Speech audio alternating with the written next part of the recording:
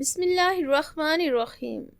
محبت ایک ایسا بیج ہے جس کو اگر من کی کھیتی سے بویا جائے تو وقت کے ساتھ ساتھ یہ پروان چڑھ کر دیدار الہی کا تناور درخت بن جاتا ہے۔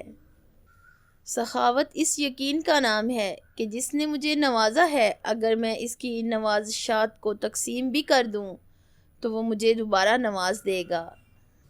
بہت زیادہ بدگمانی سے پرہیز کیا کرو، کیونکہ کچھ بدگمانیاں گناہ ہوتی ہیں، اور ایک دوسرے کی جاسوسی بھی نہ کیا کرو۔ عبادت کرتے ہو لیکن لوگوں کو تکلیف بھی دیتے ہو، صدقہ خیرات بھی کرتے ہو مگر ان پہ احسان بھی جتلاتے ہو۔ اپنی نیکیاں ایسے برتن میں جمع مت کرو جس میں سوراخ ہو۔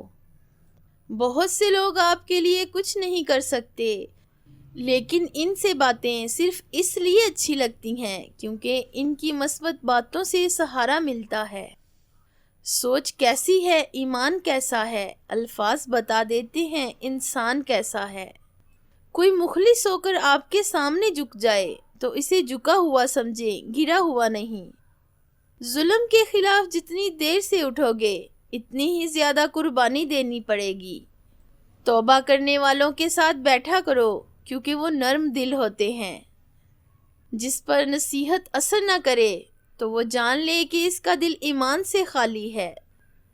بکری ایک ایسا جانور ہے، اس کو جس گھر میں پالا جائے وہاں رزق کی تنگی نہیں آتی اور دولت بارش کی طرح برستی ہے۔